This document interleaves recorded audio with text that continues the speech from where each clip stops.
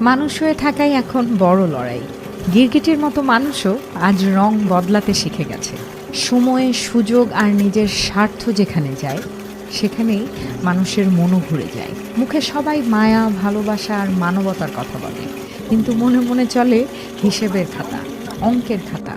কাকে কতটা দরকার আর কে কতটা লাভ দেবে।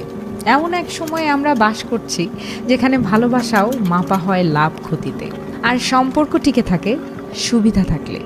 বদলে যাওয়া আজ খুব সহজ, কিন্তু সত্যিকারের মানুষ হয়ে থাকা, ভদ্র থাকা, দয়ালু থাকা, পাশে থাকা, এই কাজটাই সবচেয়ে কঠিন হয়ে গেছে এখন।